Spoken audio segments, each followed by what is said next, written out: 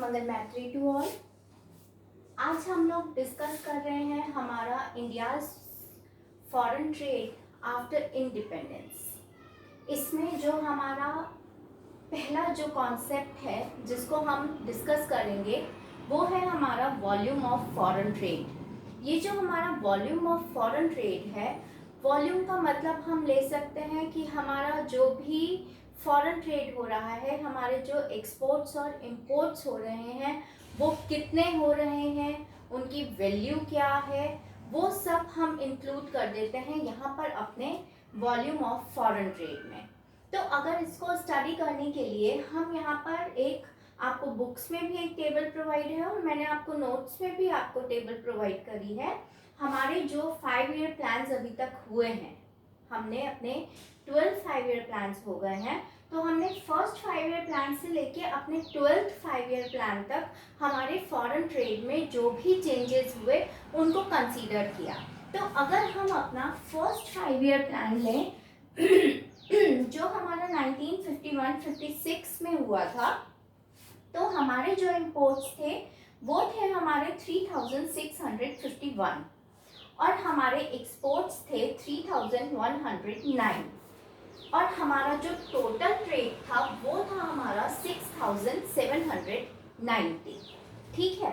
अब अगर हम अपने 12th प्लान को कंसीडर करते हैं जो कि हमारा कब हुआ था 2012 और 17 में, तो हमारे इंपोर्ट्स जो हैं वो इंक्रीज होकर कितने हो गए 1,31,89,647 और हमारे जो एक्सपोर्ट्स थे वो हो गए हमारे 90,01,485 और हमारा जो टोटल हमारा फॉरेन ट्रेड था वो था हमारा 2,21,91,132।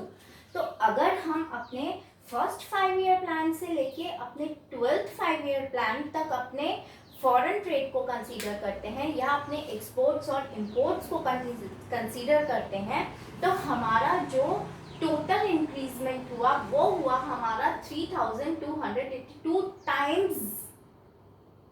इतना ज़्यादा हमने इंक्रीजमेंट किया। तो अगर हम अपने डेटा का एनालाइज करते हैं, हमारे पास जो अवेलेबल इंफॉर्मेशंस है, हमारे पास जो हमारे फर्स्ट 5 ईयर प्लान से लेके हमारे 12th 5 ईयर प्लान तक का हमारे पास जो डेटा है, अगर हम उसको पूरा स्टडी करें तो वो हमारा बहुत इम्प्रेसिव लगता है। मतलब उसको देख के हमें लगता है कि हाँ, हम कहाँ थे और हम कहाँ पर आ गए हैं, हमने कितना इंक्रीजमेंट किया है। लेकिन इसी के ही साथ साथ कुछ पॉइंट्स ऐसे भी आते हैं जिन्हें हमें कंसीडर करना चाहिए। कुछ ऐसे एलिमेंट्स भी हैं जैसे कि जो हमारे rise in exports and imports are due to the base effect.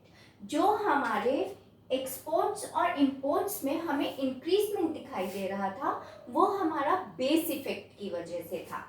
ये बेस इफेक्ट क्या था? हमारा बेस इफेक्ट था कि इनिशियली मीन्स स्टार्टिंग में जब हमारा इंक्रीजमेंट शुरू हुआ या हमारे फॉरेन ट्रेड में ग्रोथ होनी शुरू हुई, तब उस टाइम पे क्या था कि वो जो हमारा ग्रोथ रेट था वो हमारा कम था, बहुत लो था।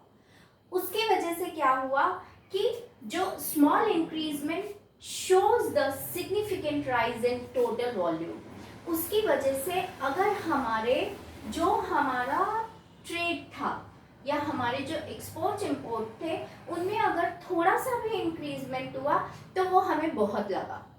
ठीक है ना। अगर कोई चीज़ बहुत कम हो रही है या नहीं हो रही है और उसके बाद वो थोड़ा सा इंक्रीज करना शुरू कर दे, वो थोड़ा बढ़ना शुरू कर दे, तो हमें क्या लगता है कि ये तो बहुत हो रहा है, तब हमें थोड़ा भी बहुत लगता है। तो यही यहाँ पे हुआ हमारे साथ कि इनिशियली स्टेज पे जो हमारा फॉरेन ट्रेड था वो बहुत स्लो था, तो जब हमारे एक्सपोर्ट इंपोर्ट में इंक्रीजमेंट होना शुरू हुआ धीरे धीरे, तो वो थोड़ा सा इंक्रीजमेंट जो था वो भी हमें बहुत ज़्यादा लगा। फिर दूसरा, while our export and imports are increases but India's share in global trade has declined।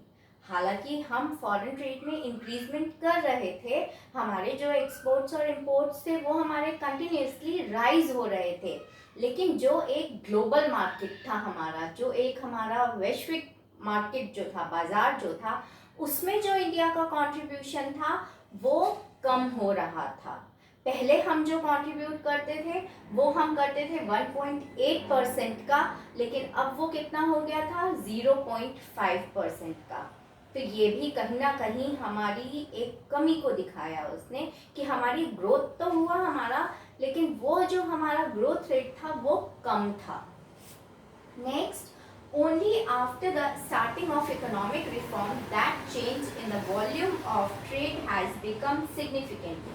जब हमें ये लगा कि हमने जो पॉलिसीज़ को अडॉप्ट कर रखा है, हम जो हमारे एक्सपोर्ट्स और इंपोर्ट्स हो रहे हैं वो हमारे उतना सेटिस्फाइड नहीं कर रहे हैं हमें, तब हमें इकोनॉमिक रिफॉर्म को अडॉप्ट करना पड़ा।